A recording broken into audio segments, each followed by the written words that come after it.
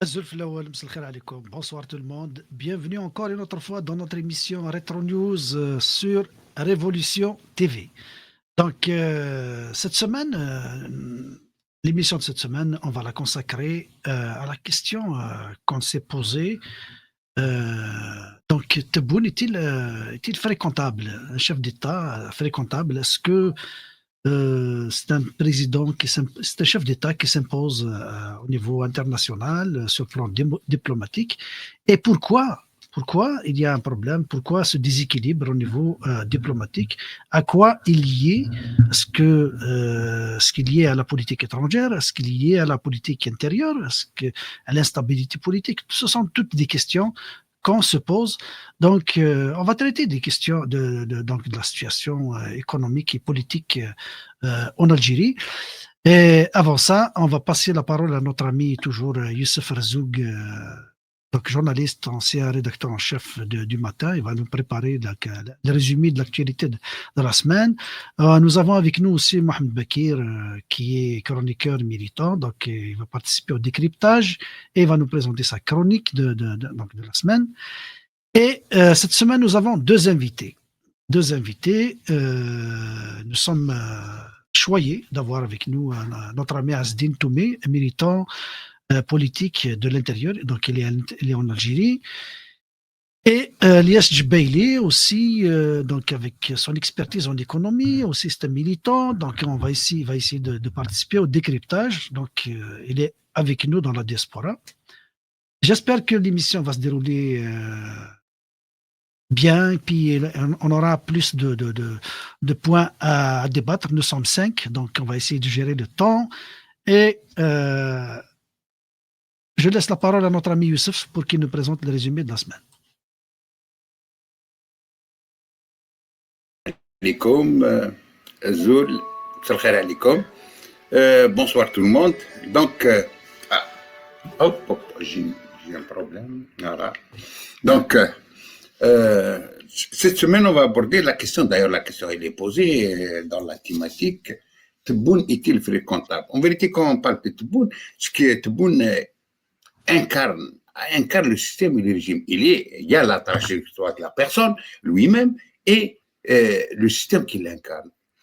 D'abord, on dit, d'ailleurs, on a entendu cette semaine, surtout lié à la condamnation du journaliste sportif Christophe Glaise à 7 ans de prison, beaucoup de commentaires, et même des politiques français qui qui disaient que il ne faut pas le provoquer, le régime algérien Tebboune va se braquer, il va se venger encore plus, donc il faut le prendre, voilà, le prendre d'une manière, il faut essayer de l'aménager, etc. Donc cette vision, elle existe, que de l'intérieur à l'extérieur. On dit, il est craigné. Pourquoi il est craigné, Tebboune?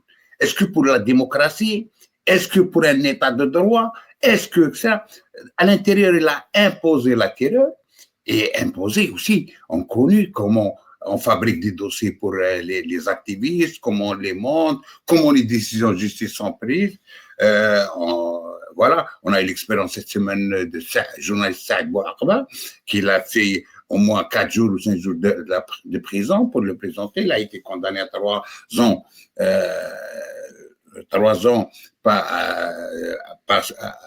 avec sursis, donc 3 ans de prison avec sursis, et en même temps avec une amende, et dans une affaire il s'agit d'une affaire aussi de liberté d'expression, etc. Il a donné un avis, on peut être d'accord ou pas d'accord avec lui.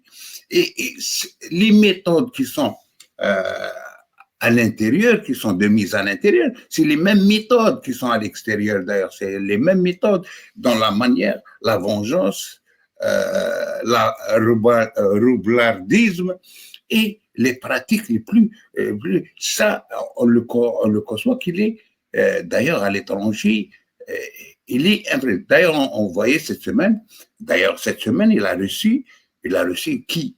Il a reçu le seul président, d'ailleurs, il a reçu Alexandre Loukachenko. Qui est Alexandre Loukachenko? C'est le président de Biélorussie. Il est président de la Biélorussie depuis 1994. Il est connu comme valet de Poutine. On n'a pas d'échange avec eux, on a entendu, donc, quand l'a reçu dans la conférence de presse avec Tebboune, c'est les échanges et des relations stratégiques, etc. Alors qu'on a, l'année 2024, 30 millions d'euros d'échanges. Avant, c'était 10 millions d'euros d'échanges avec la Biélorussie.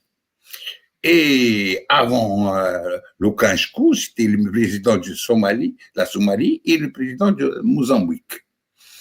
Et on se dit actuellement, en Algérie, beaucoup pensent, c'est-à-dire que Tebboune cherche à rencontrer, à sortir de son isolement. Des fois, on ne trouve pas, d'ailleurs, même dans la même semaine, on a organisé une rencontre qui se dit, une rencontre des pays africains pour un sommet de pays africains pour criminaliser le colonialisme. D'ailleurs, ni les personnalités, ni les personnalités de personnalités africaines qui ont assisté, mais c'était un coup seulement médiatique, etc., que l'Algérie, beaucoup plus, a voulu échapper de prendre en charge, de criminaliser que par l'Assemblée nationale, d'ailleurs la loi elle était présentée, etc., le colonialisme, mais on voulait y aller avec l'Afrique et la représentation au cours de ce sommet, il n'y avait pas une grande représentation africaine. En même temps, c'était plus la criminalisation, c'est beaucoup plus de condamner le colonialisme. Donc, on n'est plus, au lieu de faire face, ça veut dire d'assumer la position algérienne, que nous assumons notre mémoire, etc., et de condamner, parce que le colonialisme, il est déjà criminalisé en Algérie, puisque nous l'avons vécu. Donc, on est toujours dans une posture aussi de rapprochement, aussi tout en tentant faire le chantage en même temps, en tentant qu'il soit accepté, le régime, auprès du pouvoir français. Cette vision, cette manière de voir les choses, ça veut dire, même en utilisant l'affaire Glaise, etc., cette manière de voir, parce que d'autres pays réagissent en tant qu'État. Chez nous, c'est le cas qui réagit par des méthodes, voilà, de voyous, de se faire accepter seulement ça. Donc, beaucoup, on a vu la gestion de l'affaire Christophe Glaise qui a été condamné, sa peine a été confirmée à 7 ans de prison. Donc, qu'est-ce qu'elle a qu'est-ce qu'elle a engendré comme déclaration en même temps, et beaucoup plus du côté français, on pose essaie de calmer pour ne pas éviter de mettre, parce qu'on dit du régime algérien, il est colérique, il est susceptible et réagit d'une manière aussi insensible, ça veut dire réagir d'une manière extra. C'est pour cette raison qu'il est craigné. Donc, et c'est les mêmes méthodes aussi que sur le plan international, c'est les actes subversifs à impliquer par ces agents, soit à l'étranger, transformer les représentations algériennes diplomatiques pour surveiller les militants, en même temps pour faire pression sur les militants à l'étranger, et des fois elles dépassent les limites, même ce que la limite permise, c'est-à-dire par la loi, aussi sur le plan diplomatique, etc. On a assisté à ça, on a assisté à l'affaire Amir Dizet, etc. C'est les méthodes de voyous qui sont à l'intérieur, sont exprimés. Donc le pays, le monde, il n'est pas aveugle. Il entend, il voit les mêmes méthodes qui sont. Et ça a commencé, si on veut revenir en arrière, ça a commencé. C'est vrai, il y avait de la répression avant, mais il y avait ça. Mai 2021, ça a pris un peu, ça veut dire qu'il y a une montée dans la répression en décidant, je ne sais pas qui leur a conseillé ça, en décidant en mai 2021 de désigner deux organisations politiques, qu'on soit d'accord avec eux ou non, d'entités terroristes, Rachid et le MAC. Et depuis, par la suite, il y a eu, en juin, l'article 87 bis qui criminalise toute l'action politique, elle est criminalisée. Donc, à partir de là, il y a des milliers d'Algériens qui ont été jugés, condamnés, emprisonnés, etc., accusés de terrorisme.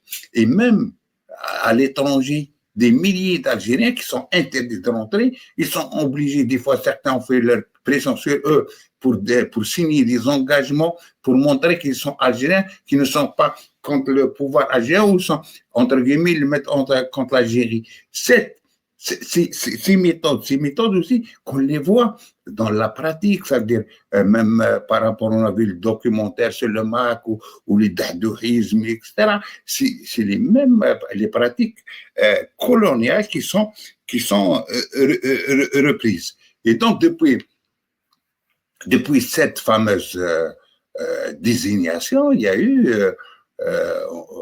on avait le contingent des militants qui ont été jugés, etc. En même temps, c'est une décision d'ailleurs qui est remise en cause, c'est-à-dire qui jette du discrédit sur même la lutte antiterroriste menée dans les années 90. Les gens jettent des doutes, des soupçons, parce que beaucoup de doutes, même le Mali nous a rejeté dans le visage la question: est-ce que nous avons lutté contre le terrorisme, etc.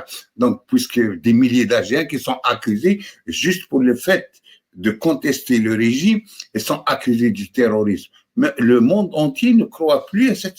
On a vu aussi, quand il y a eu l'accusation du Maroc d'avoir incendié, etc., personne dans le monde l'a cru. Même l'assassinat de 3 camionneurs du côté dans les frontières avec la Mauritanie, etc., sur les frontières de la Mauritanie, personne n'a cru à ça, parce qu'aucun pays du monde, c'est l'image, la réputation qu'on donne au pays, c'est-à-dire aujourd'hui au pouvoir, c'est un pouvoir mafieux. C'est ça, sur le plan international. C'est pour cette raison, on pose la question aujourd'hui: est-ce que Tebboune, il est fréquentable?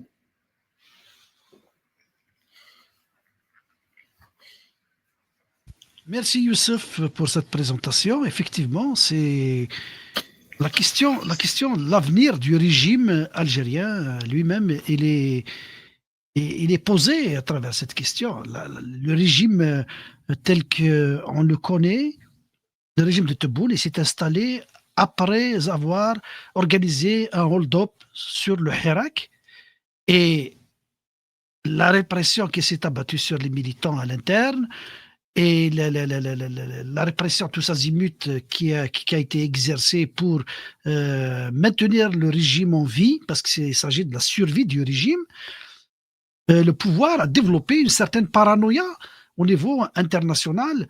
Il avait peur de voir qui va profiter de cette instabilité politique à l'intérieur pour accélérer son renversement. Donc, il s'est renfermé contre lui-même, et on entend des analystes, malgré qu'ils viennent des pays qui sont hostiles au régime et qui sont hostiles quelque part aussi à l'Algérie, mais on peut leur donner un peu de crédit en prenant Abdallah Al-Hantash, marocain, qui dit qui classe le régime algérien, la diplomatie algérienne, d'une diplomatie de l'ombre et de soupçons, et on parle d'autres analystes qui parlent d'un pays sur pied de guerre. On parle cet isolement. La question que je vais poser en premier à notre ami Asdine Toumé: est-ce que cet isolement que vit actuellement l'Algérie, la diplomatie algérienne, à travers sa diplomatie, est-ce que c'est la peur de l'instabilité intérieure, ou bien c'est un manque de vision qui le guide, qui le guide à se comporter de cette façon, donc à s'isoler, à ne pas créer des alliances solides avec les partenaires. Actuellement, les partenaires de l'Algérie, ils ont un doute sur la fiabilité de ce régime. Donc, est-ce que c'est parce qu'il a peur que cette instabilité à l'intérieur du pays travaille en désavantage contre ce régime, ou bien c'est un manque de vision? Qu'est-ce qui explique son isolement? Hasard. Cet isolement n'est pas venu par hasard. D'abord, je tiens à saluer tout le monde. Donc, il prend d'abord ses origines à l'intérieur du pays. Donc, rappelons-nous que pendant le Hirak, le pouvoir a tout fait pour verrouiller un petit peu, pour se refermer sur lui-même, dans l'objectif de régler cette question qu'il considérait comme étant un problème lié à la sécurité, c'est bien sûr réprimer le Hirak. Donc, il y avait toute une politique de verrouillage qui a été imposée. Donc, ajouter à cela des événements des changements géopolitiques qui se sont accélérés après le Covid. Comme nous avons une diplomatie figée, une diplomatie complètement dépassée par le temps, qui fonctionne avec la logique des années 60 et 70. Donc, on s'est retrouvé à court d'idées face à des événements importants. Donc, la réaction a toujours été en retard. C'est pour ça qu'on s'est retrouvé avec des revers diplomatiques donc à pas mal sur pas mal de questions. Donc le régime il s'est rendu compte au fur et à mesure qu'il commence à avoir des difficultés à s'imposer dans son environnement et dans cet environnement qui était soumis à des changements majeurs. Et cette fragilité intérieure, ce manque de légitimité, cette économie fragile, en fait, cette contestation qui était le Hirak qui n'arrêtait pas de faire de l'ombre sur la population, donc a fait que il y a beaucoup de pays que l'Algérie considérait comme étant amis, alliés, donc ont vu d'abord leurs intérêts changer de cap. Donc, comme on sait très bien que les relations diplomatiques, elles sont plus basées sur l'intérêt que sur le sentiment ou l'amitié, d'autant plus qu'avec l'arrivée de Trump aux affaires, donc il n'y a plus d'hypocrisie donc la diplomatie n'a plus cette diplomatie qui était dans la douceur, la réconciliation, etc., elle a perdu sa place. Donc, on était face à une brutalité pure de la part des grandes puissances qui n'hésitaient pas à afficher clairement leurs ambitions, même dans l'extension territoriale, y compris les Américains, donc la Russie, la Chine et les autres. Donc, dans ce contexte-là, pour le régime à Alger, il croyait que ça lui suffisait d'avoir le soutien de Paris, par exemple,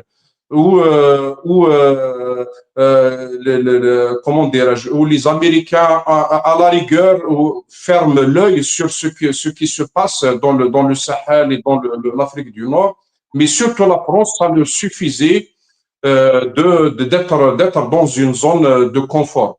Donc, un événement majeur s'est passé, c'est quand la France a changé sa position sur la question du Sahara occidental, parce que la France avait considéré peut-être que le moment est venu pour se débarrasser de ce fardeau qui était quand même un vrai fardeau sur la diplomatie française par rapport à l'Afrique du Nord.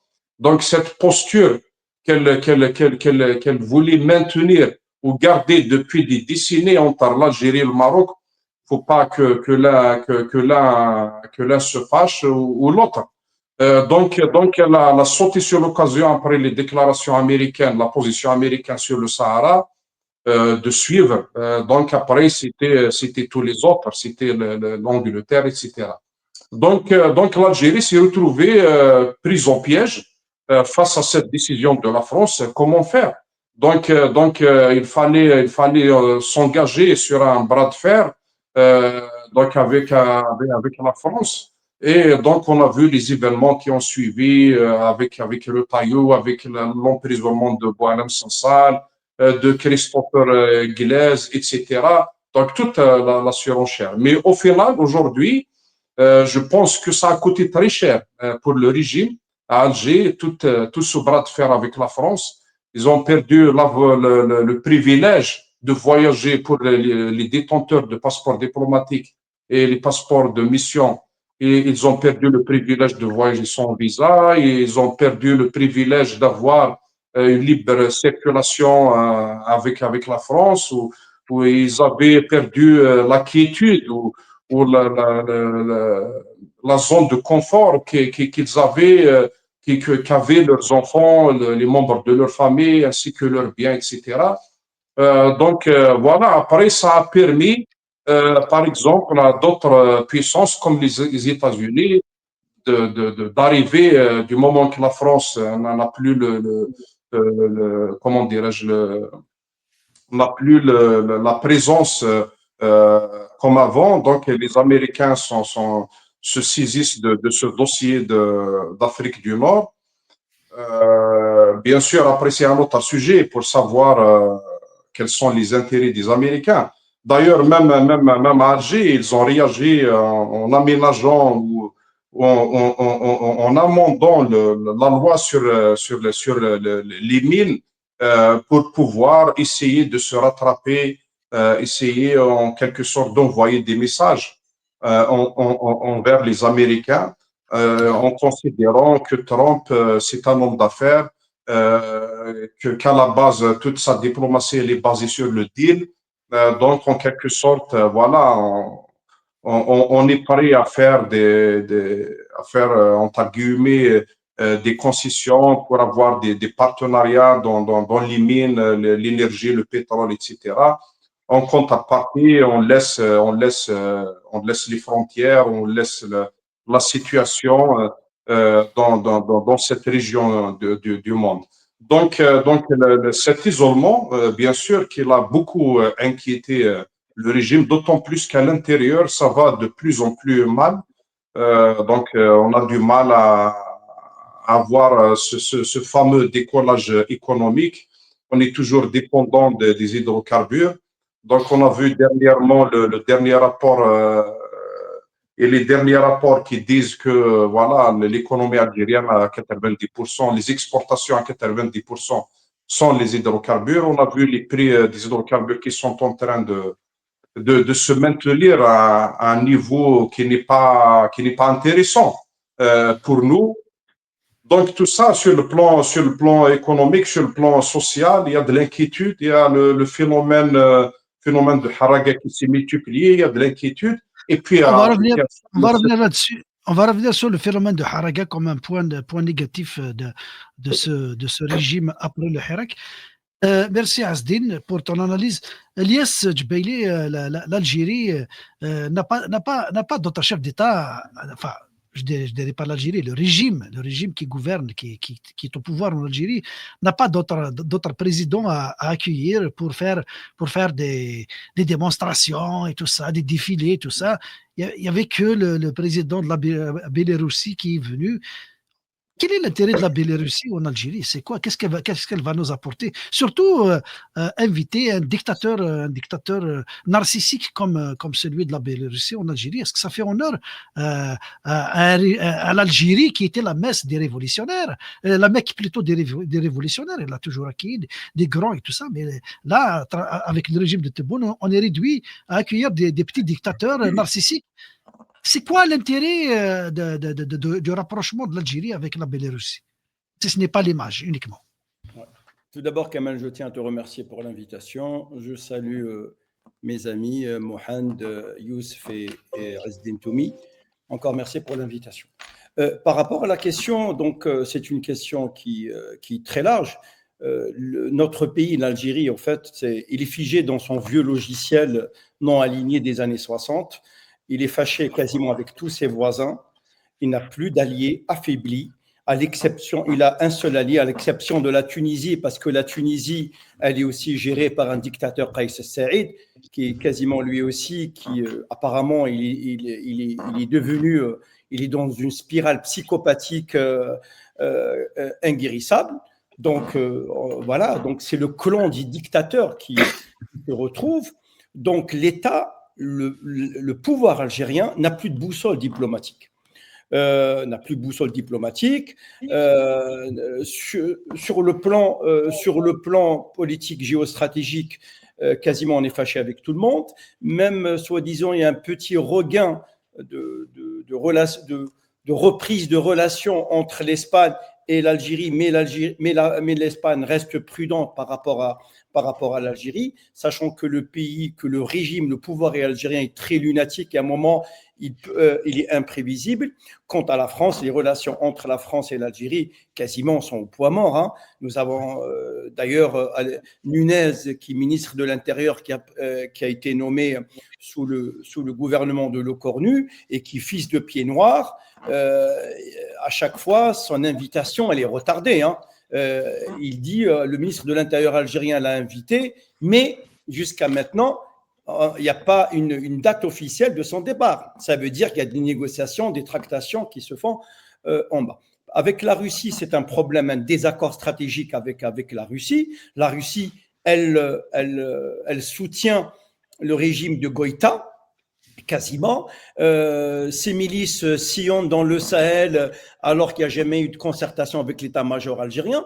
Donc, vous n'allez pas me dire que la Russie est un allié, il n'est plus un allié, c'est un partenaire commercial, fournisseur de la quincaillerie, avec tout le respect que je dois pour certaines armes russes. J'en suis sûr qu'ils ne sont pas là pour nous fournir de la qualité des armes défensives adéquates pour l'Algérie. D'ailleurs, sous Bouteflika, la Russie nous a refouillé des copies, pas des originaux, des S-30. Hein, d'ailleurs, comment ils se sont rendus compte, la direction générale de la sécurité intérieure, quand un avion qui est tombé à Moulbouagui. Après, Bouteflika, il a pris le vol, il est parti en Russie pour dire, écoutez, vous allez nous laisser passer une dette de 7 milliards, mais nous ne voulons pas des copies, nous voulons des originaux. Même la Russie, ça fait longtemps, elle commence un petit peu à prendre ses distances avec l'Algérie, parce que l'Algérie ne pèse rien.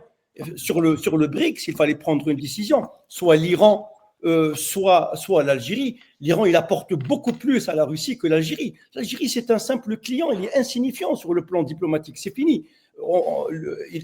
L'Iran a été choisi parce que l'Iran fabrique des drones et les fournit à la Russie pour la guerre contre l'Ukraine.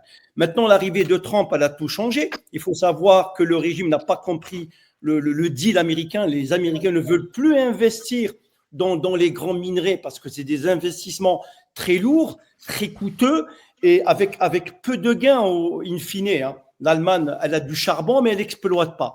Donc, on a vu que Sabri Boukaddoum et sa femme aussi, il faut le dire aussi, Kamala, elle est consul d'Algérie à New York, qui ne cesse de faire un peu du lobbying, un peu pour attirer les Américains en Algérie.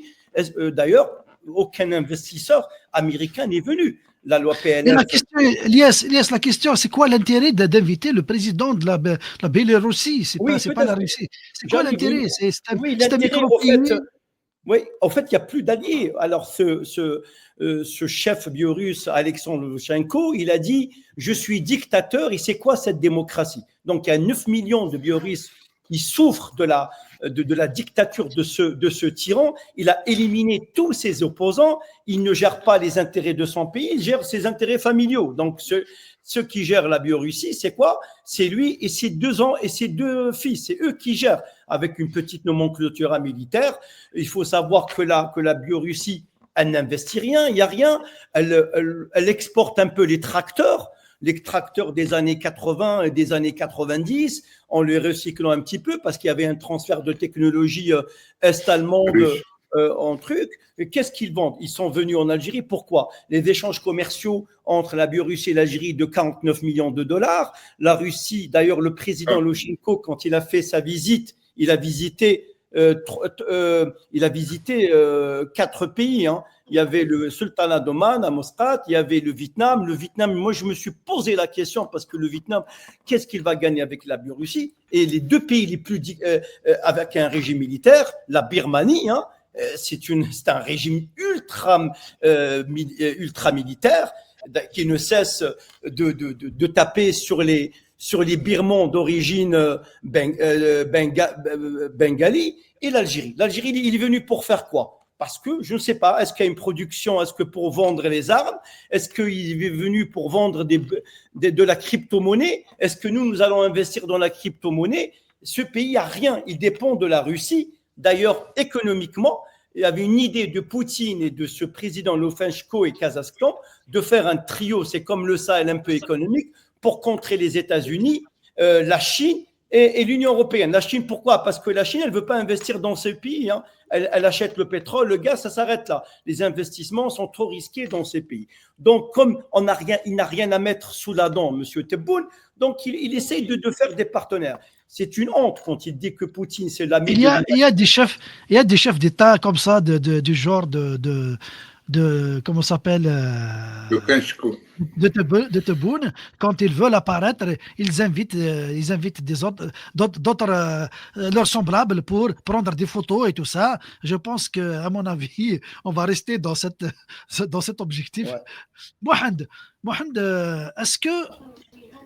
est-ce qu'on peut dire maintenant que le Hirak a réussi à mettre ce pouvoir en difficulté sur tous les plans? Le Hirak a démontré à ce régime qu'il ne pourra rien faire avec cette démarche d'exclusion du peuple, de son élite. Il n'a rien réussi, ni sur le plan économique, ni sur le plan artistique, ni à l'intérieur, ni sur le plan de la diplomatie. Il lui reste que les défilés avec les petits dictateurs narcissiques. Est-ce qu'on peut dire aujourd'hui que le Hirak a réussi son coup à démontrer au peuple algérien et à l'extérieur que ce régime n'est pas la solution comme l'a été imaginé avec les élections du 12-12? Ce n'est pas un mouvement politique, Kamal. C'est une dynamique historique. Elle pose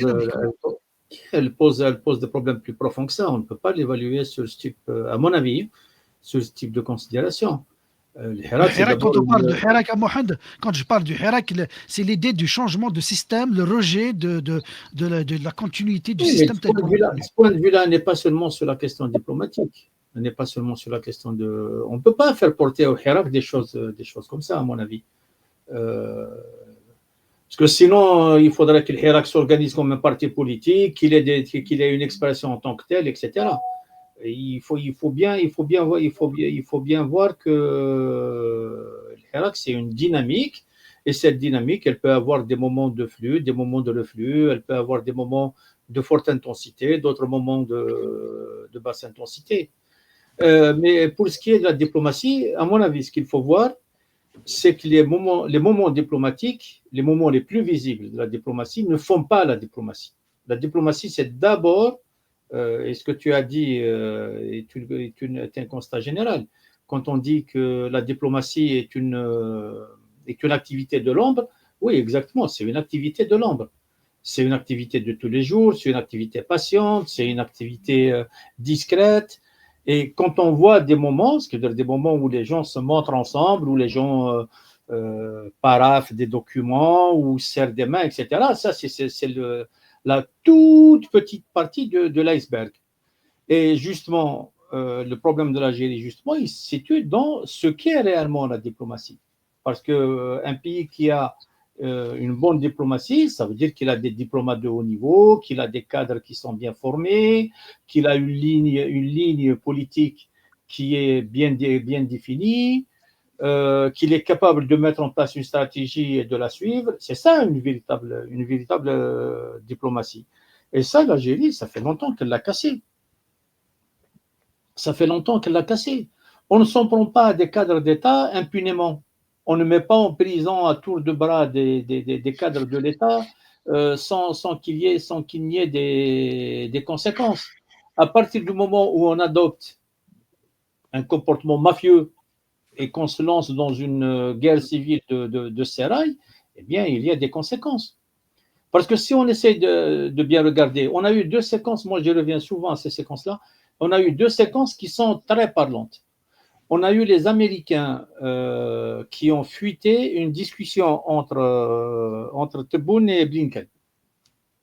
Ils ont enregistré une discussion qu'ils ont eu avec Tebboune, ils l'ont fuité. C'est une façon de dire aux Algériens, voilà le discours de vos responsables. C'est ça le discours de vos responsables. On a eu la même chose du côté des Russes. Ben Saleh est parti à Moscou pour rassurer Moscou parce qu'il considérait que Moscou était un partenaire stratégique, qu'il fallait le rassurer, qu'il fallait leur dire l'évolution des choses en Algérie, etc. Poutine a diffusé l'entretien. C'est aussi la même chose. C'est exactement la même chose que ce qui a été fait avec.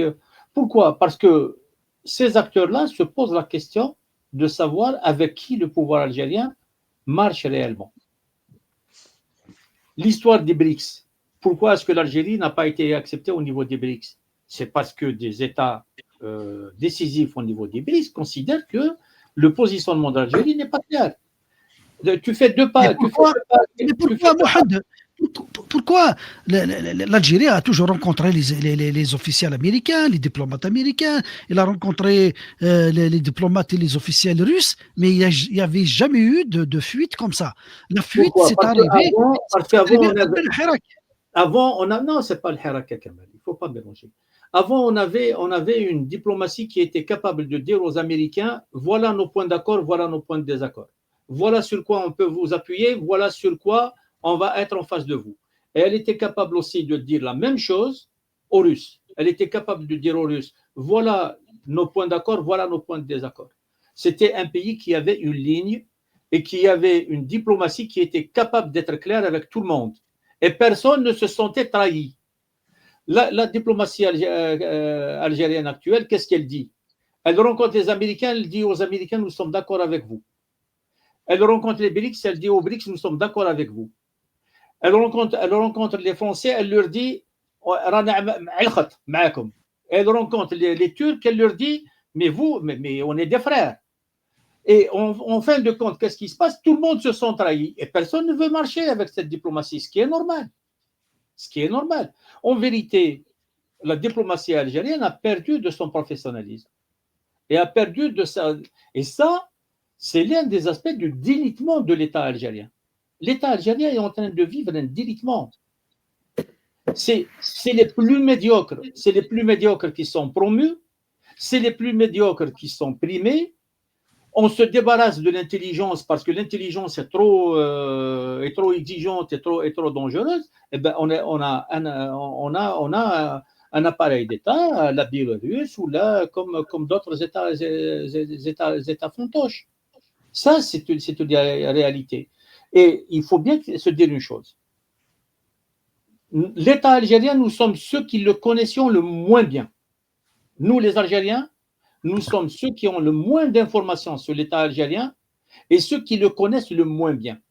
Par contre, les gens qu'il y a en face, les Français, les Italiens, les Espagnols, les Américains, les Russes, les Indiens, les Brésiliens, etc., ils connaissent très très bien la réalité de l'État algérien. Parce qu'entre États, on organise des passerelles, on essaye de trouver des personnalités qui peuvent discuter entre elles, on essaye d'organiser des canaux pour la consultation, pour faire avancer les dossiers, etc. On n'a pas, l'Algérie n'a pas. Elle n'a pas de gens qui peuvent servir. Comment il s'appelait, Monsieur Chine, français, j'ai oublié son nom. Il était au Sénat. Il était spécialisé, y compris sur l'Algérie. Aujourd'hui, qui est-ce qui fait la passerelle avec l'Algérie? Le sénateur Temal. On a vu à quel point il a été déçu lors de son dernier voyage. Il se rabattent sur des personnalités comme Sabrina Sbaihi ou comment il s'appelle l'autre sénateur Mellouli, etc. Ou la Zeribi ou là. C'est ces gens-là qui sont capables de mettre en place l'assise d'une diplomatie, l'assise d'une représentation d'État et tout ça. Non, ce n'est pas possible. Donc, ce qui apparaît à la surface, en vérité, ça fait longtemps qu'il existe dans les sous-bassements, dans les fondements. L'État algérien est l'ombre de lui-même et la diplomatie algérienne n'a plus aucune existence, à mon avis. Non.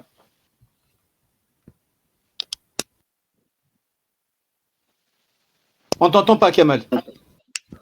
Youssef, c'est quoi ta lecture sur cet isolement diplomatique Mohamed, il refuse d'accepter que c'est le Hirak qui a mis le pouvoir à genoux et incapable de se relever. Et est-ce que c'est carrément la décrépitude de ce régime qui n'arrive pas à choisir les bons hommes, à avoir une bonne vision? Et pourquoi il n'arrive pas à avoir ce choix-là pour avoir une bonne diplomatie? Qu'est-ce qui le fragilise réellement? Quels sont les éléments qui le fragilisent pour aboutir à cet isolement-là? Ce qu'il dit Mohamed, c'est un aspect, c'est vrai, on peut parler de la politique et de la cohérence dans les prises de position, aussi du personnel composant notre diplomatie, etc. Mais il y a un autre aspect que c'est l'image qu'on renvoie à l'étranger. D'ailleurs, parce qu'on a dépassé non seulement dépassé la question d'entente avec tel pays ou un autre. Est-ce qu'on est au diapason avec la Russie ou tel? On est dans une situation la plus catastrophique, c'est-à-dire considérée comme État paria au niveau de l'étranger. C'est-à-dire beaucoup de pays le disent, des diplomates disent, mais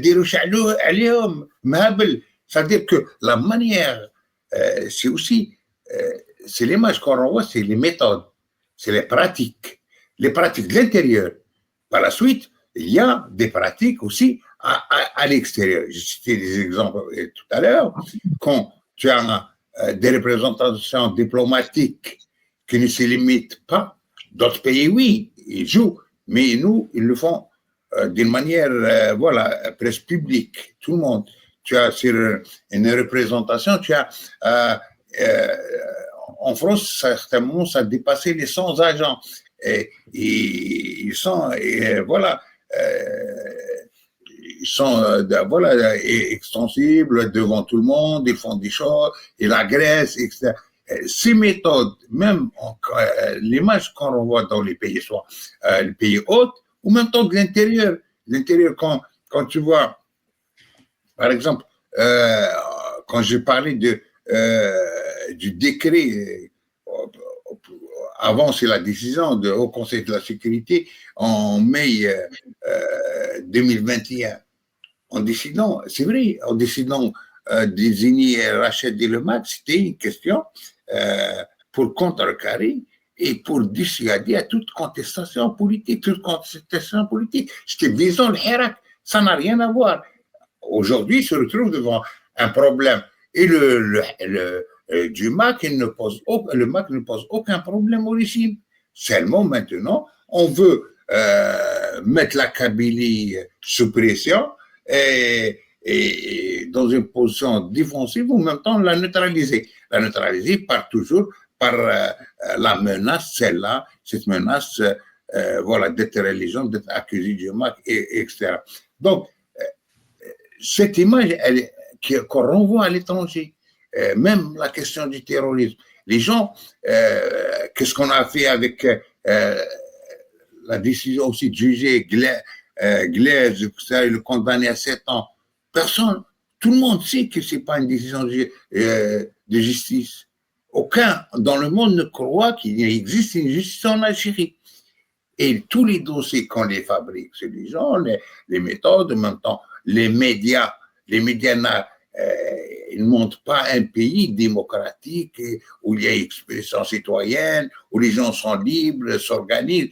On a un discours, un monologue, un discours propagandiste, etc., qui renvoie l'image de Kadhafi, plus que l'image de Kadhafi. On vit cette ère.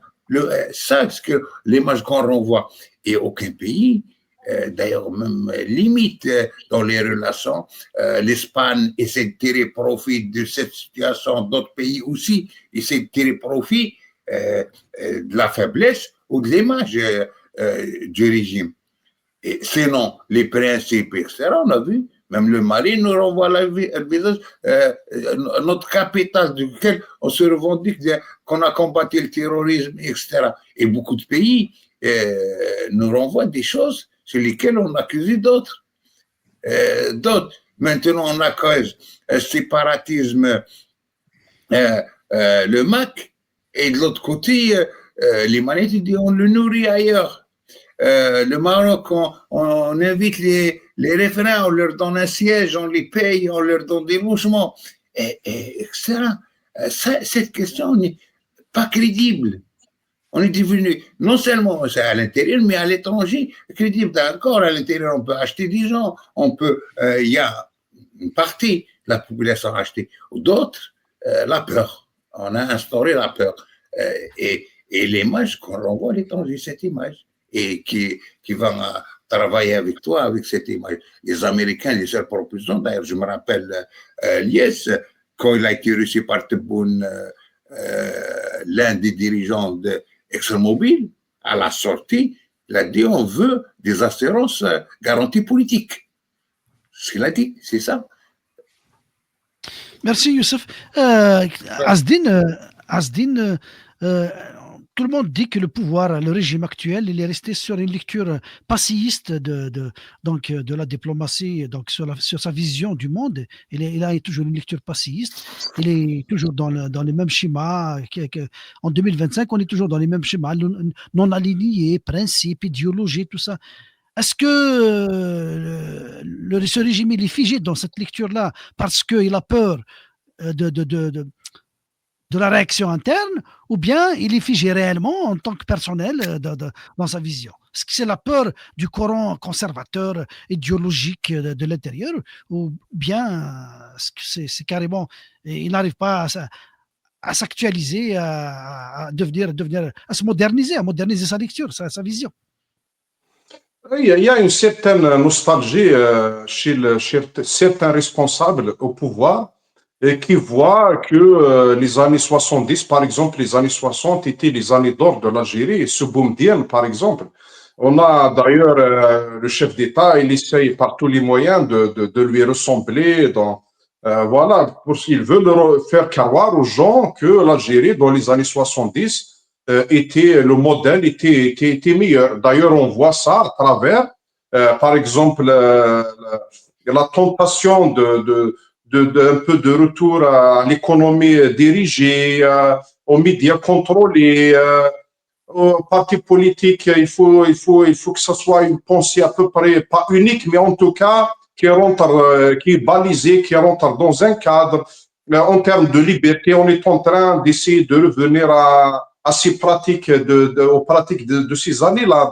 Donc il y a donc ça veut dire que que ceux qui ont le pouvoir dans notre pays, ils n'ont pas la capacité d'innover ou de se renouveler ou de trouver de nouveaux concepts, notamment qui répondent aux aspirations de la jeunesse et aux aspirations du Hirak. Donc, on est resté dans ces schémas-là, donc qui ont été voilà, adoptés depuis très longtemps, notamment la proximité avec la Russie. On croyait que toujours on faisait partie des amis de la Russie, etc., ou que même la Russie, elle a évolué. Voilà, c'est ça, le défaut, il est là. On n'a pas pu évoluer. Notre diplomatie n'a pas pu faire les bonnes lectures, prendre les bonnes décisions au bon moment, donc dans le timing.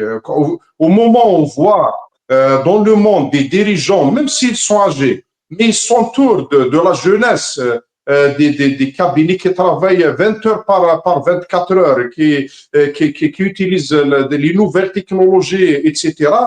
Nous, on est dans un pouvoir qui est complètement vieillissant physiquement et mentalement. Donc voilà, c'est en fait la crise dans notre pays, c'est comment une jeunesse extraordinaire avec de la fraîcheur, avec un regard vers l'avenir, avec l'utilisation des nouvelles technologies et la rapidité de cette époque. Et en face, on a un régime qui est complètement finissant et qui est sans tête à rester malgré les demandes du peuple. Donc, pour l'isolement, moi, je pense par exemple qu'il y a des pays, il n'y a pas une grande incidence sur la stabilité du régime. Hein. mais il y a des pays, c'est très important. Moi, je pense que la relation avec la France, la dégradation des relations avec la France, elle a beaucoup nuit à la stabilité du régime. Parce que vous savez, le régime, c'est clair, à l'intérieur, c'est la répression, c'est tout contrôlé, c'est tout verrouillé, ne rien céder. Par Vous contre, pensez que, à l'extérieur, c'est tout céder, c'est faire des concessions, rien pour avoir le soutien et cette légitimité, notamment qui vient de Paris. Donc, c'est pour ça qu'on a vu dans la relation avec la France, et avant la libération de Sansal, il y avait le patron des services secrets de la France extérieure qui avait déclaré que nous avons eu des signes de la part d'Alger pour aller reprendre le dialogue, etc. On a vu aussi Nunez dans la même. Donc, il y avait cette volonté de reprendre le dialogue. Après, vous savez, pour faire des gestes, moi, quand Sansal a été libéré, dans des débats, beaucoup de personnes se posent des questions. Comment le régime peut-il se contredire? Comment il condamne les gens puis les libérer? Nous sommes face à un régime qui n'a pas de sentiment, qui n'a pas de cœur, qui n'a ni foi ni rien du tout. Donc, c'est un régime qui réagit selon les circonstances. Quand on a besoin de faire un geste positif vers la France, il faut le faire. S'il faut le libérer. Est-ce que vous pensez que le fil conducteur de la diplomatie algérienne, c'est la survie du régime? Oui, exactement. Nous sommes face à un régime autoritaire, voire qui tend de temps en temps vers le totalitarisme, donc dans des concepts justement qu'il sort du terroir des années 60 et 70, mais en tout cas un régime autoritaire qui n'a d'objectif que de se maintenir. Donc il met toutes les institutions de l'État, il met à sa disposition la justice, les services de sécurité, pour se maintenir, pour se rester au pouvoir. C'est pour ça qu'il est totalitaire, parce qu'il n'offre aucune perspective de changement, il ne laisse aucune alternative politique prendre forme. Et vous voyez la classe politique aujourd'hui, la scène politique en Algérie, à quoi elle ressemble. Je ne sais pas si vous avez entendu on va revenir dans le deuxième point à la question interne, à l'alternative à ce régime. Lies, cette lecture figée des relations diplomatiques, dans la relation diplomatique, donc la lecture figée de l'Algérie, et il est resté dans les anciennes relations et tout ça. Et les anciens partenaires de l'Algérie actuellement ne peuvent plus offrir ni la technologie, ni un développement économique et tout ça. Est-ce que toi, tu es expert en économie, est-ce que cette trajectoire de la diplomatie algérienne ne mettrait pas encore l'Algérie dans les pays, dans la liste des pays en retard par rapport sur le plan économique, sur le plan de l'acquisition de technologie? Pour aujourd'hui, pour acquérir la technologie de pointe, il faut avoir comme partenaire les pays qui créent cette technologie-là. Alors que notre disque, il est toujours, il fonctionne avec l'ancien logiciel. Est-ce que tu n'as pas cette appréhension-là? Tout d'abord, il faut lire un peu les lectures anglo-saxonnes. Hein. Et ils disent quand il n'y a plus de diplomatie, ils l'appellent du ghost writing international. Le ghost, ça veut dire du fantôme. Quand il n'y a plus de diplomatie, ils l'appellent du ghost writing international. Après, le mensonge, quand il y a, soit c'est la diplomatie du mensonge, soit c'est la méthode Tebboune. Maintenant, moi, je ne suis pas d'accord quand on dit que l'Algérie, elle a les moyens, mais elle ne peut pas. Elle n'a plus les moyens. La méthode Tebboune, moi, je ne la connais pas. Si tu peux nous l'expliquer. Oui, parce que c'est une méthode Tebboune. En fait, c'est le mensonge diplomatique qui est devenu un outil de circonstance, qui n'est plus un outil de circonstance, mais plutôt une doctrine officieuse, finalement. Ce qu'on appelle, c'est le storytelling, c'est-à-dire l'absence de la diplomatie, elle est remplacée par le mensonge. Nous avons vu comment un président de la sorte, comment il ment, comment c'est-à-dire il ment devant les caméras, il fait des pièces théâtrales. Et d'ailleurs, même des médias italiens qui sont posés la question quant à sa présence avec Giorgia Meloni, ils ont trouvé un Tebboune qui jouait une pièce théâtrale. il poussait l'Italie qu'elle était d'accord sur la question du Sahara occidental, c'est-à-dire une façon un petit peu comment on essaye un petit peu devant la caméra d'amplifier les choses et de dire qu'il y a une diplomatie algérienne. Mais il n'y a plus de diplomatie algérienne. On n'a plus les moyens. C'est pas qu'on se donne plus les moyens. On n'a plus les moyens. L'Algérie n'a plus les moyens. C'est-à-dire, c'est une absence totale d'une diplomatie. C'est-à-dire les énarques qui sortaient c'est plus de l'ancienne génération de Ben Saddeq Ben Yahya, des têtes pensantes qui faisaient de la diplomatie algérienne quelque chose de cardinal. Maintenant, ce n'est plus. Nous avons le président le plus mauvais depuis 62. La lecture de sa diplomatie, elle est incompréhensible. Il faut voir aussi, revenant par rapport à l'incarcération, le verdict qui était brutal pour le journaliste Christophe Glaise. Moi, j'ai écouté ce RTL. Sa mère et sa compagne et son père, ils voulaient vraiment lui dire le dernier mot avant qu'il soit refoulgué dans le fourgon. Ils ont dit qu'on nous a empêchés de dire un petit mot. Ça veut dire à tel point que la cruauté de cette justice qui devient au service d'un homme ou d'un système. Mais est-ce que c'est Tebboune? Est-ce que réellement c'est lui? Ou est-ce que s'il y a d'autres personnes qui poussent? On ne sait pas. Je veux dire, le verdict brutal contre Christophe Glaise, alors que les relations franco-algériennes, elles sont sur le point, je veux dire, de s'améliorer. Qui derrière cette idée-là de frapper sur ces relations? Qui? On ne sait pas. Christophe Glaise, journaliste de SoFoot, il est parti. Bon, il a été incarcéré ou ceci parce qu'il a fait son truc pour la Kabylie sur la mort des Bossés. Mais est-ce que c'est la Kabylie qui dérangeait? Est-ce que s'il était parti dans une autre région, on l'aurait incarcéré ou pas? On voit très bien que la lecture, elle est illisible et en même temps, quand on essaie de déchiffrer, de rafraîchir un peu le terrain, on voit les carences et les carences et les faiblesses de ce pouvoir. C'est le Hira qui a donné. Le Hira qui dit tout à l'heure, Mohamed est une dynamique. Tu as raison, Kamel. Le Hira, c'est pas un parti politique parce qu'il n'est pas organisé sous forme d'un parti, mais c'est une mouvance politique. Le Hirak, pour moi, c'est une dynamique politique parce que toutes les personnes, tous les militants qui ont pris le wagon de ce Hirak, ils sont devenus très politisés parce qu'ils ont compris une chose, le changement ne se fait que par la force par la force politique. Donc l'Algérie, pour finir, Kamel, l'Algérie, elle est isolée. L'Algérie, elle a besoin de la France, qu'on le veuille ou non. Ils ont besoin de la France. Donc, ils ont besoin de Macron, ils ont besoin d'une porte d'entrée vers l'Europe, et cette porte d'entrée qui va ouvrir cette porte d'entrée vers l'Union européenne, c'est la France. C'est la France qui essaie un petit peu de faire passer la voie de l'Algérie vers l'Union européenne. C'est pas l'Italie de Giorgia Meloni. Giorgia Meloni, ce qu'elle cherche de l'Algérie, c'est juste pour freiner les haragas du côté de l'Est, du côté de Annaba vers les côtes italiennes, et vendre son gaz tout simplement parce qu'il est très compétitif.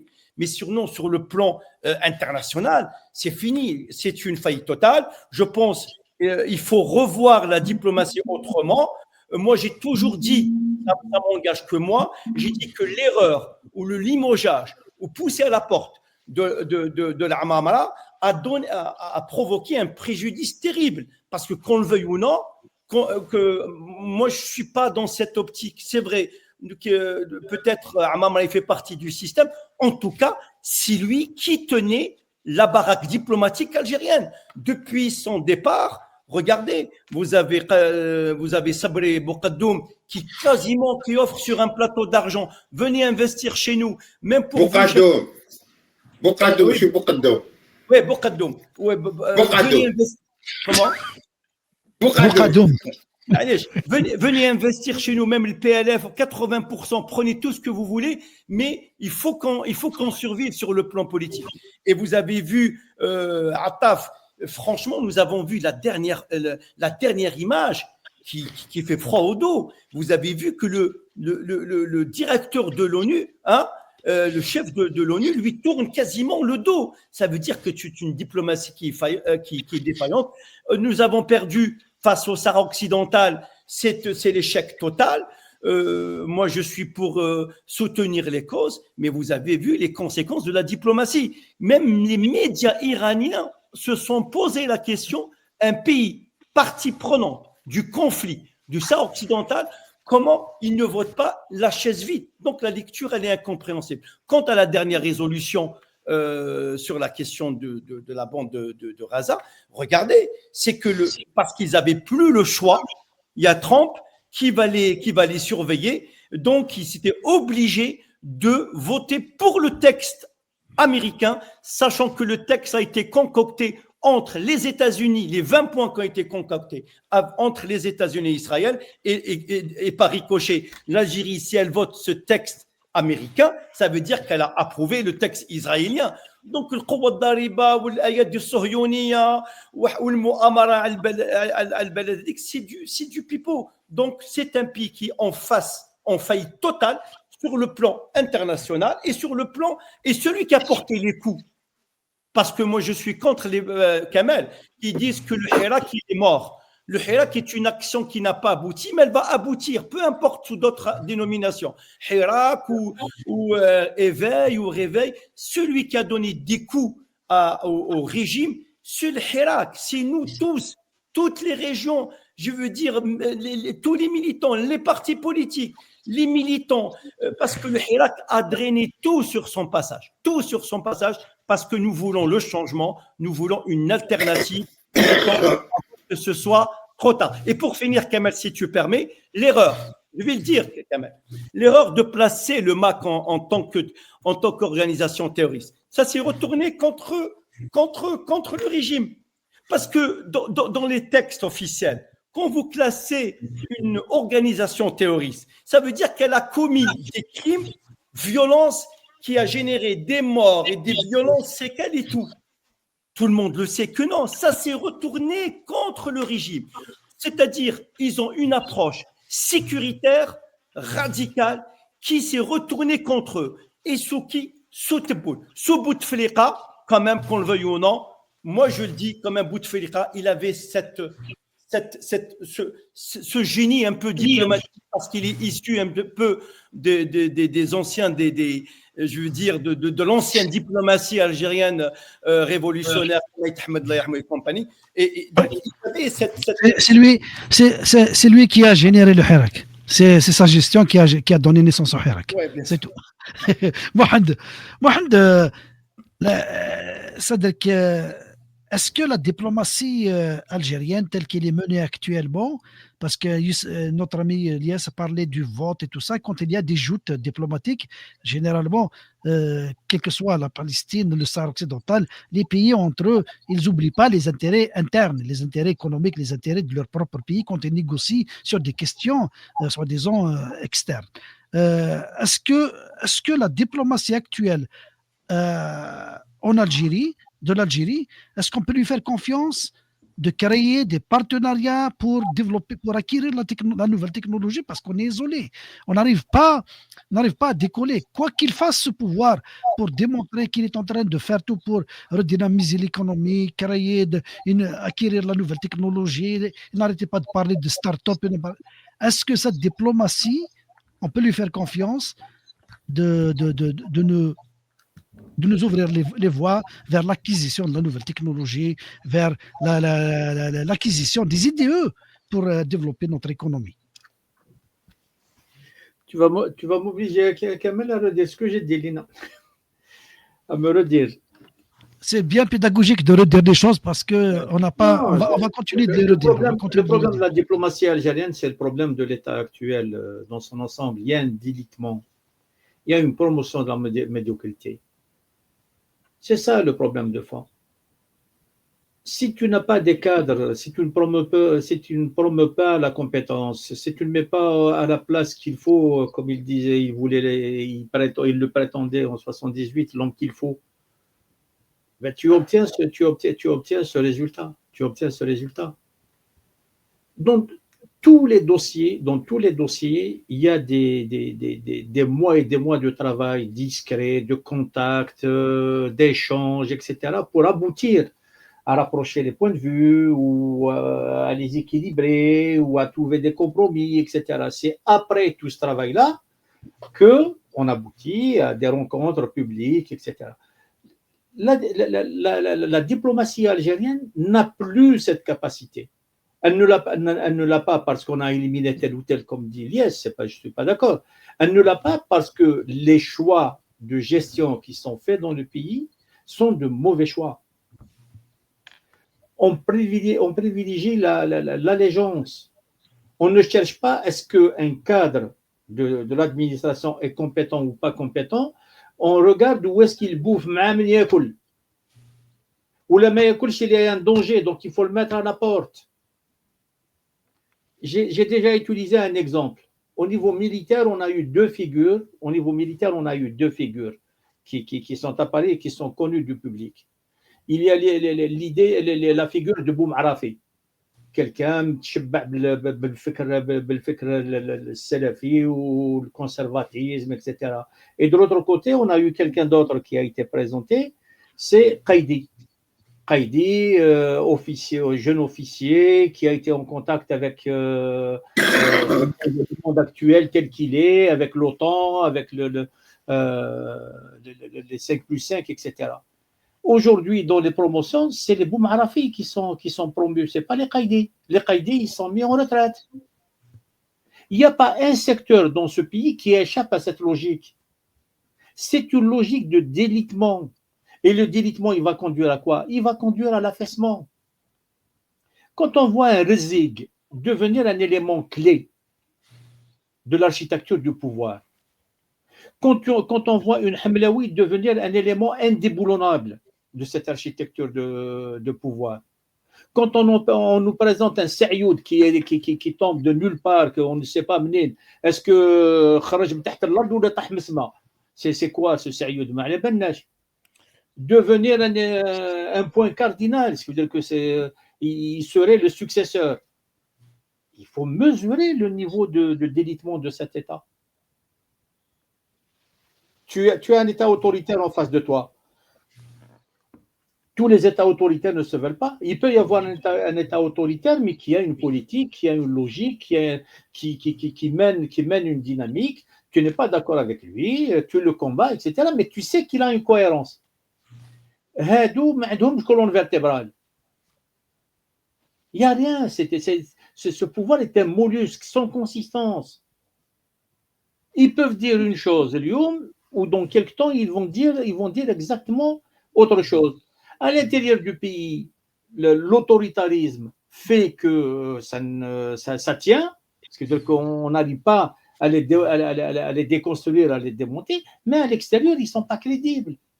Oui, mais c'est-à-dire que là, je te parle pas à travers ma tête. Moi, j'invente pas des choses parce que je discute avec des cadres ici au Canada, même qui sont en France, qui sont à l'intérieur du pays.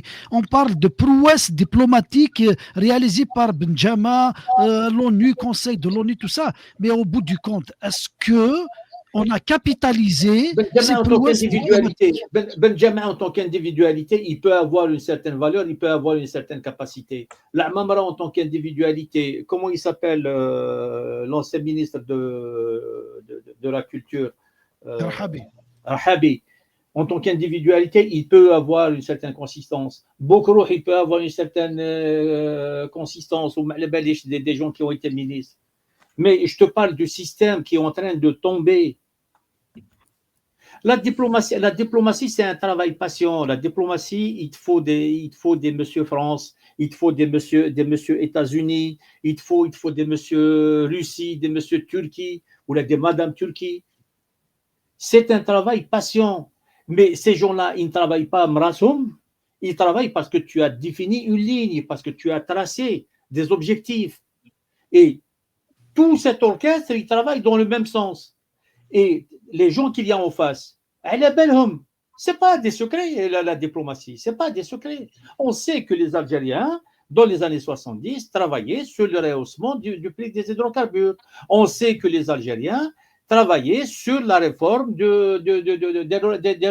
relations internationales. On sait que les Algériens étaient un soutien indéfectible au mouvement de libération nationale. C'est des choses qui étaient sues de tout le monde. Comment est-ce que tu mets en place ta stratégie pour avancer dans cette voie-là? Eh ben, il y a des gens qui vont t'aider, il y a des gens qui vont te freiner. Les Américains, ils nous ont aidés sur le pétrole. Les Américains, en 1973, quand ils ont voulu que le pétrole augmente, à qui ils se sont adressés? Ils se sont adressés aux Algériens. Ils ont dit aux Algériens, allez-y, poussez un peu plus, parce que le pétrole laisse mettre là. Alors que c'est contre-intuitif. Tu vas dire ça à quelqu'un, il va te dire qui fait. Les Américains, ils ont demandé aux Algériens de rehausser, de pousser au rehaussement du prix du pétrole. Mais bien sûr. Parce que les Américains voulaient que le pétrole et que le gaz de la mer du Nord soient exploitables. Or, il y avait un prix plancher qui devait être atteint. Et ce n'était pas aux Américains d'obtenir ça. Mais les Américains, ils ont poussé. Ils ont dit aux Algériens, allez-y, vous avez le feu vert. C'est ça le partenariat diplomatique, c'est gagnant-gagnant. Donc, ça veut dire, est-ce que l'Algérie d'aujourd'hui. Mais il faut que tu sois lisible.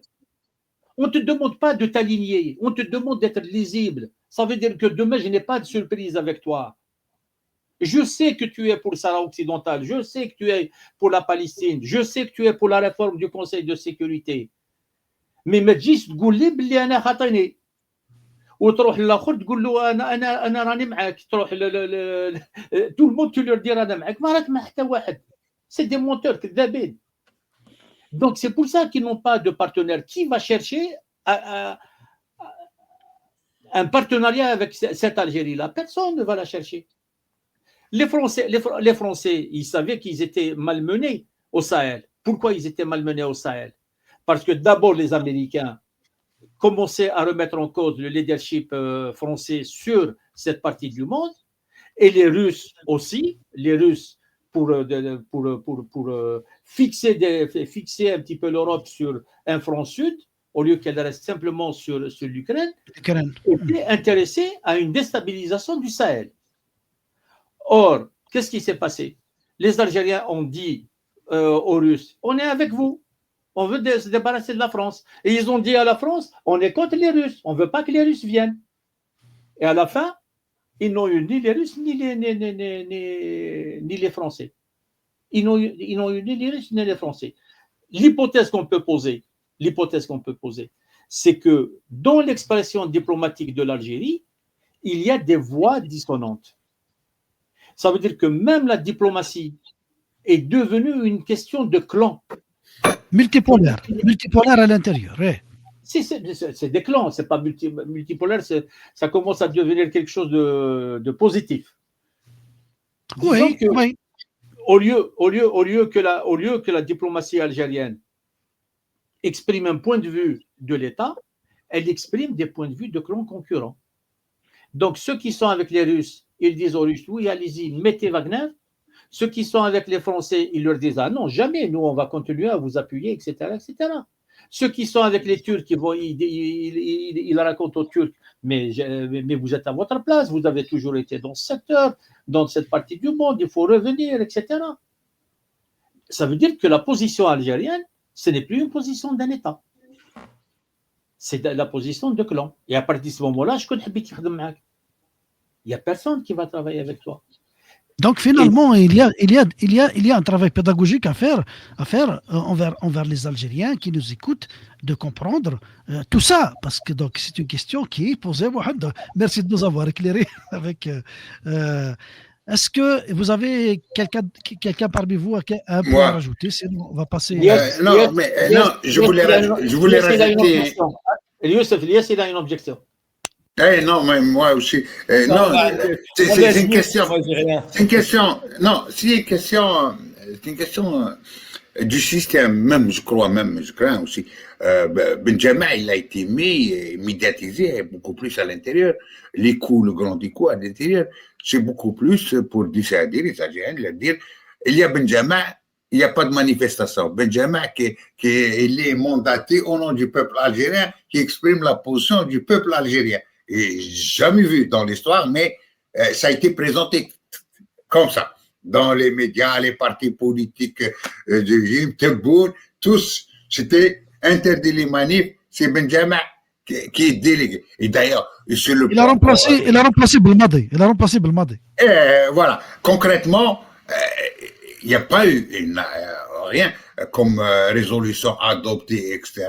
Même sur les médias étrangers, il n'a pas existé. Seulement médiatisé, صحاب البوصبع وصحاب تحيا الجزائر وداير حالة numéro 10 وداير حالة, etc.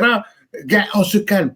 Et ça a joué pour réprimer toute manifestation pour la Palestine ou soutenir Gaza. Et cette question du système, ça veut dire d'illégitimité du système qui joue tout. Parce qu'on a l'impression, pour revenir à ce qu'il disait tout à l'heure, Eliès, à la question. Moi, j'ai vu la conférence de presse avec le président portugais. Au moins, sur la traduction, qu'est-ce qu'il dit le président portugais? Et tout bonnement, il dit on est d'accord sur concordance sur tous les problèmes. Et tu as le même avec Sisi, c'est le même, d'accord sur tout quand il exprime. Et ça, ces positions-là, ça veut dire que il y a Tebboune depuis 2019, il est en concurrence, c'est-à-dire en compétition avec le Hirak, avec le peuple algérien, parce qu'il est illégitime. C'est-à-dire tous les discours à l'étranger, ils s'en fichent. Quels sont les bons points qu'on peut avoir sur le plan diplomatique? Mais la question du discours, on s'adresse au peuple algérien, en Algérie, et on l'amplifié par les médias, etc. Même des informations fausses, on l'amplifié. C'était ça, c'est le discours vers le peuple, c'est-à-dire il est en campagne. Et d'ailleurs, c'est pour ça qu'il nous fait sortir des choses. D'ailleurs, même les questions, si c'est les questions des logiciels, quelqu'un qui te parle de non-alignement, c'est comme on vit à l'époque Est-Ouest, etc. D'ailleurs, le concept, ça veut rien dire maintenant. Aujourd'hui, le non-alignement, ça veut rien dire. Ça veut rien dire parce que le non-alignement par rapport à quoi? Et même dans la pratique, dans le discours, quand il s'adresse aux États-Unis, il te parle, nous sommes les amis, nous ont aidés, Kennedy nous a aidés. C'est-à-dire quelqu'un qui ne différencie pas entre un système et une position des personnes et la position du pays lui-même, c'est grave. Quand il parle de la Russie de Poutine, néolibérale, impérialiste aussi comme les États-Unis, il te dit, nos amis nous ont aidés, etc. Mais c'est l'Union soviétique qui a aidé, c'est pas la Russie, ou c'est un autre système. Quand on parle de l'Italie, on parle de Mathieu, alors qu'il est le contraire, l'ennemi, on considère Meloni comme le prolongement de Mathieu, qui était anticolonialiste, député italien, etc., qui a combattu contre le colonialisme. C'est grave, ça c'est grave du point de vue. Si on conçoit le monde tel quel, on va... Donc les incohérences de ce régime sont visibles à l'extérieur, c'est ce qui fragilise la diplomatie. Tu imagines, elle considère Sisi le prolongement de Nasser, qui n'a rien à voir. C'est ça le problème. De dire que l'Égypte de Nasser, on aime l'Égypte de Nasser, c'est une chose, mais de dire que si le prolongement, tu considères l'Égypte d'aujourd'hui, celle de Nasser, c'est faux. C'est faux. Tout se mélange. Cette confusion qu'on l'entretient, cette confusion, sur le plan diplomatique, ça va pas. Et je crois qu'ils ne sont pas aussi bêtes. Non, mais le problème est ailleurs. Parce que il est illégitime. Il veut s'appuyer, il veut, comme il disait Azdin, le boumedinisme, jouer sur le truc, ou شوية voyou, رجلة وراني بالك ونحكموا نقطعوا وكذا, mais ça va aller, oui, même dans le discours on l'entend, il dit يخلصها ويخلصها ونحكموا, il n'y a plus d'état, il y a juste en tant que, voilà, irritation en tant que personne. Et je crois que on accuse le MAC de porter atteinte à l'unité nationale. Je crois le véritable celui qui menace l'unité nationale, c'est ce régime. Il menace l'unité nationale. C'est ça l'unité nationale. Donc, merci Youssef. Donc, Azdin, pour terminer avec toi, avant de passer, il y a un autre point, Youssef, après, là, c'est ça, tu reviens après pour le deuxième point. Non, on continue, c'est ça. On C'est la continue. même. Donc, Ouais. c'est à moi de lancer le deuxième point. OK. Eh, Donc, lance-le. Asdin, pour clore avec ça, avec cette affaire-là de diplomatie, est-ce que tu penses que c'est les incohérences de ce système, de ce régime, qui ont fait que les partenaires extérieurs ont perdu confiance en lui, et puis on lui donne plus d'importance? Parce que parce que ces incohérences, on peut citer sa façon de gérer l'intérieur, hein, la répression et tout ça. Et il y a aussi l'affaiblissement du pays. Et ils veulent faire croire aux Algériens cette histoire, ce mythe de Jazair Qawiya, Quwa Dhariba, etc. Aujourd'hui, qu'est-ce qu'on pèse sur l'échiquier géopolitique de la région ou du monde? Mohamed parlait du pétrole, mais réellement, l'Algérie ne pèse pas grand-chose sur le marché du pétrole avec un demi-million d'exportations de barils par jour qu'on exporte par rapport même notre production Oui. qui n'arrive même pas à atteindre 1 million de barils par jour, avec les 11 millions aux États-Unis, ou 10 ou 11 en Russie, ou bien les 10 ou les 11 aussi millions par jour de l'Arabie Saoudite. Donc, sur le marché du gaz européen, on arrive quand même à peser. D'ailleurs, moi, je pense que parmi les points de discorde avec la Russie, il se situe à ce niveau-là. C'est de bonne guerre. L'Algérie a voulu couvrir le déficit de gaz russe sur le marché européen. C'était de bonne guerre. Après, la Russie a d'autres intérêts aussi ailleurs. L'histoire, comme l'a dit Lies, c'est l'histoire du BRICS aussi. C'est un coup dur pour le régime et pour sa propagande. Il a voulu faire croire aux Algériens à l'époque que l'adhésion au BRICS serait un exploit économique. Donc, il voulait faire de cette adhésion, en fait, une couverture de tout l'échec économique. Ça lui suffisait d'adhérer au BRICS sans avoir les chiffres derrière. Ça aurait été toute une propagande qui va venir derrière. Donc, cet échec, c'était un coup dur. Après les évolutions au Sahel, l'Algérie s'est toujours rendue utile et s'est imposée comme un acteur important dans le Sahel du temps du terrorisme de l'AQMI et d'autres groupes. Donc, l'Algérie avait cette carte qu'elle pouvait faire valoir, qu'elle a toujours joué avec la France et avec les pays européens. Et l'échec, c'est qu'on n'a pas vu venir ces changements au Sahel quand les putschs sont arrivés. Donc, après, la carte du terrorisme, la carte sécuritaire en général est devenue au deuxième plan. Donc, après, les putschistes, ils avaient besoin de plans d'investissement, d'armement, d'argent, etc. Et c'est là où l'Algérie, avec son économie faible, ne pouvait pas investir ou bien déployer des plans financiers qui pouvaient avoir un impact sur ces régimes-là. Donc, c'est pour ça qu'on a vu, à travers l'argent du Golfe, des pays du Golfe, à travers les Russes pour l'armement, la Turquie, etc. Donc, on a vu parce que cette région du monde, elle intéresse en fait toutes les grandes puissances. Donc, aussi, il y a un changement majeur, c'est dans la quand on parlait de Youssef, nos amis parlent de Adam el-Inhiyaz, de l'ont aligné, c'est qu'aujourd'hui, même le pôle Est et le pôle Sud, ça a changé. Ce n'est plus la Russie qui constitue un pôle, mais c'est bien la Chine. Et à un degré, moi aussi, l'Inde, qui est devenue aussi une puissance régionale. Elle a la bombe nucléaire, elle a une technologie spatiale, etc. Donc, sur ces paramètres-là. Donc, nous, aujourd'hui, en résumé, Kemal, pour terminer, je pense qu'on a réagi un peu en retard. Ici, il y aura toujours un prix à payer. Ce régime n'a pas voulu entendre le cri du peuple parce que le changement il s'est imposé en 2019. Depuis 2019 à ce jour, le pouvoir s'est imposé avec entêtement contre nature, contre la logique de l'évolution, contre l'histoire et la route de l'histoire. Il s'est imposé parce qu'aujourd'hui, sur le plan diplomatique, malheureusement, peut-être on n'est plus maître dans nous-mêmes. On n'a pas notre destin entre nos mains. Aujourd'hui, les grandes puissances, ils se partagent le monde selon la disponibilité des richesses.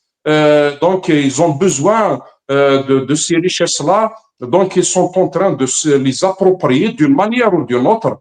Donc, aujourd'hui, celui que quand tu ne pèses pas sur l'échiquier géopolitique, les grandes puissances, ils ne viennent pas nouer des relations stratégiques avec vous. Donc, qu'est-ce qu'on a comme on a soumis l'Algérie à une espèce de pression et de verrouillage. On a rendu les choses difficiles. Aujourd'hui, le pays est fragilisé, notre réputation sur le plan des institutions, c'est complètement discrédité. Donc, quand on voit comment la justice, elle condamne, puis on libère, puis on prend les gens, on les met sous contrôle judiciaire pendant des années, le mandat de dépôt qui est devenu généralisé dans le pays, et ce climat de peur. Donc, on ne peut pas dissocier ce contexte intérieur, le dissocier du contexte régional et mondial. Parce qu'aujourd'hui, le monde, il fonctionne avec une rapidité extraordinaire.